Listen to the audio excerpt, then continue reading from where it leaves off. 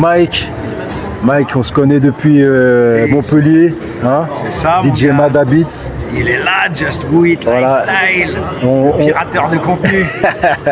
Donc on disait juste avant, toi t'es un ricain qui vit en France. C'est ça, je suis né ici, j'ai grandi ici, mais ma mère est new-yorkaise et mon père était de San Francisco. D'accord. Alors, c'est vrai que voilà, le projet s'appelle More Power to Voilà. Us. Donc là c'est quoi En ça? français, ça voudrait dire la traduction qui s'en rapproche le plus, Le c'est comme pouvoir. l'expression grand bien te fasse. D'accord. Mais au lieu de grand bien te fasse, je dis grand bien nous fasse. D'accord. Grand bien nous fasse d'essayer de gagner notre vie en faisant quelque chose qu'on aime, quelque chose qui a un sens et un but à nos yeux. Lourd. Et c'est un petit peu voilà, la thématique du projet. Et c'est mon histoire à travers différents pays, différentes carrières, à justement essayer de gagner ma vie en faisant toujours des choses que j'aime, en poursuivant mes rêves. Mais surtout la question c'est, est-ce que c'est possible? Et si oui, qu'est-ce qu'il en coûte?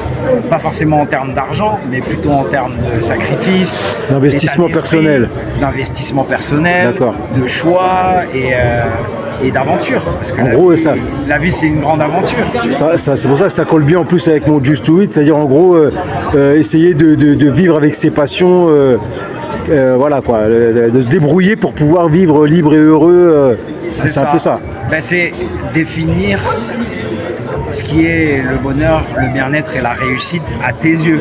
Voilà, c'est ça. Chacun a sa définition. Voilà, on est bien en fait, d'accord. Elle correspond à notre vécu, à nos On est bien d'accord. expériences, voilà, comment on a grandi, comment on évolue.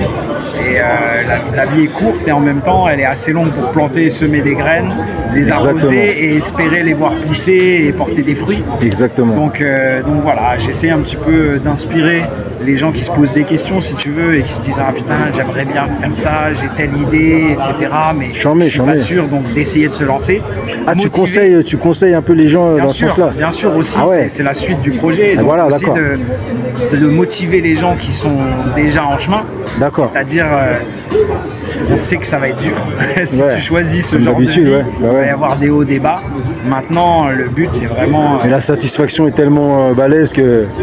c'est ça, au final, se Ouais. réveiller le matin avec un but et Ton but, trouver du sens avec à ton ta but, vie, je pense que c'est le but c'est de la vie. base, c'est clair. Je dis souvent, le travail le plus important qu'on ait à faire, c'est le travail sur soi, d'apprendre à se connaître soi-même, parce Grave. que ça impacte tout autour de nous. Grave. Et voilà, en gros, More Power to Us, c'est un livre. Voilà. J'ai écrit, voilà, donc c'est un livre en 2 parties. La première partie est déjà sortie, mais je prépare la sortie officielle et je prépare la traduction en français parce que, comme je disais récemment, Voilà. c'est vrai que je fais beaucoup de contenu en anglais parce que je suis originaire de là-bas et c'est presque plus naturel pour moi.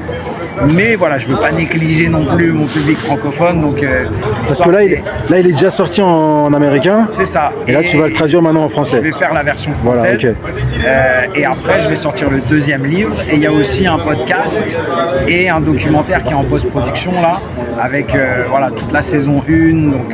Donc podcast, tu feras des interviews et tout ça. Alors, je vais pas les faire, elles sont déjà faites. Ah, d'accord. Il y a déjà une 15aine d'épisodes qui D'accord. sont dans la boîte, que je suis en train d'éditer. D'accord. Où je voyage à travers les États-Unis. D'accord, Je parle charmé. à des entrepreneurs créatifs pour leur poser un peu les questions que je me D'accord. pose dans le livre. D'accord. Je vais vous amener de mes toutes premières connexions à New York, D'accord. des mecs comme Top Dog, d'OGC's, Bootcamp Click, où je suis allé de à East ouf. New York, Brownsville. D'accord. Après, j'ai fait son grand frère, General Steel, de Yeah, Smith ouais. Wesson. Ouais. Ensuite, je vous amène à Park Hill, Staten Island avec le Ouais. Drake One, Ouais, Cash ouais, Money ouais, No ouais. Baby. Ouais. Après, je vais vous amener à Queensbridge avec G.O.D. Part 3 d'Infamous Mob. Chambé. Après de là, on part à Minneapolis. Ensuite, on part à San Francisco, Chambé. à Auckland, à Los Angeles. Et là, il y a des Chambé, interviews chambé. avec des gens comme DJ Lazy Boy, qui est le champion US Red Bull Freestyle, qui a subi 2 cancers, qui s'en est sorti, qui a réussi quand même à gagner les championnats, donc qui a une histoire incroyable. D'accord. J'ai des potes d'Auckland, voilà, qui sont des activistes indépendants. Chambé. J'ai mon pote Stylistic Jones du Liquid Crew, des Alcoholics, que j'ai interviewé là-bas aussi. Ouais. Et après, pour la saison 2, laisse tomber, on passe à un autre level. Donc du coup, j'ai Dr. James Doty, qui est en fait qui était, parce qu'il est mort malheureusement l'été dernier, mais c'était un des plus gros neurochirurgien et neuroscientifique américain de Stanford, de l'université de Stanford, qui a monté C-Care, donc le centre de recherche sur la compassion et l'altruisme, qui est, comment dire, tout est dit, compassion, altruisme. Voilà, qui est financé en personne par le Dalai Lama. D'accord. Qui est un auteur New York Times best-seller avec qui on a eu une super interview. D'accord. Il fait Chase Infinite aussi de Self Scientific. D'accord. Le duo avec DJ Khalil, qui est l'ancien manager d'A$AP Rocky et de Benny the Butcher. Voilà, que j'ai rencontré à Bordeaux, ça fait longtemps qu'on se connaît maintenant. Et la cerise sur le gâteau, et ça c'est hyper exclusif parce qu'il y a très bonne interview de lui. J'ai une interview d'1 heure, long format avec Redman qui va sortir aussi. Où on parle de musique, évidemment de hip-hop, mais pas que. On parle surtout de santé mentale, de bien-être, d'état d'esprit.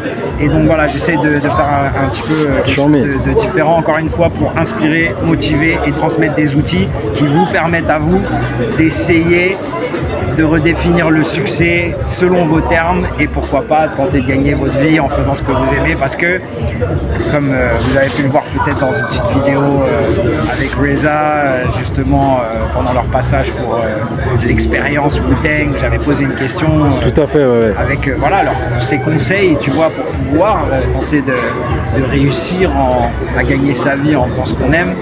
Et ben c'était justement sa réponse, c'était faites ce que vous aimez, la valeur viendra après, elle se manifestera après. C'est ça. Donc voilà, je sais pas quoi vous dire de plus. Parce que à la base justement par rapport au Wu-Tang, toi quand je t'ai connu, toujours maintenant tu étais DJ, etc., beatmaker, tout ça, et tu me disais juste avant, tu as fait des collaborations même avec eux et tout. Bien sûr, bah, voilà, à la base je suis DJ, je m'appelle DJ Mad Habits. Voilà. Et voilà, vous pouvez jeter un petit coup d'œil si tu tapes sur Google. Ouais, je mettrai les liens. HAB, ITS, il y a un bandcamp, il y a pas mal de mixtapes avec.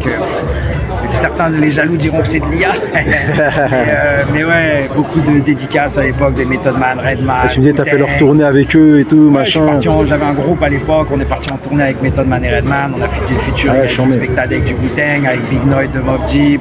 J'en passais des meilleurs, j'ai des mixtapes qui sont présentés par Kendrick Lamar en 2012, avant qu'il pète. Et tu m'as même rappelé qu'à l'époque, on s'était croisés en Suisse et je t'en avais acheté. Bien sûr, je vendais mes CD dans la rue à l'époque. On a vendu partout dans toutes les villes de France. On a ramené le hustle new-yorkais et on l'a ramené en France et en Europe. Ça y est, en plus, maintenant que tu me dis, je les vendais dans la... je me rappelle, ça y est, bien comme il faut. Bien sûr, ouais. De ouf. On a bourlingué.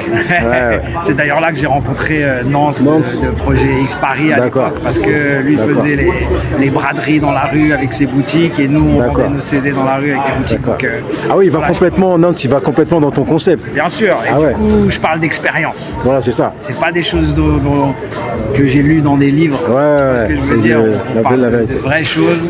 Et encore une fois, voilà, j'espère... pour devenir un meilleur humain et... Déjà, à la base, de toute façon, la vie est en accord avec soi-même, quoi. Tellement simple, tu vois ce que je veux dire? Bah ouais. Donc, et en même temps tellement compliqué aussi. Je ne vais jamais oublier les choses simples, tout simplement. Mais, exactement. Mais ouais, voilà, c'est hip-hop, on est là. Bah merci beaucoup, Mike. Paris, le petit pop-up Wu-Tang. Merci beaucoup. Donc t'as fait le t-shirt. Yes, nickel. Un gros big up à Nance, à Olivier, The What Hip Hop Excellence. Et un petit big up bien sûr au frérot Just Woo It, you know what I mean? Yeah, on est ensemble. Big up. Merci à toi. Peace. Merci à toi, Mike.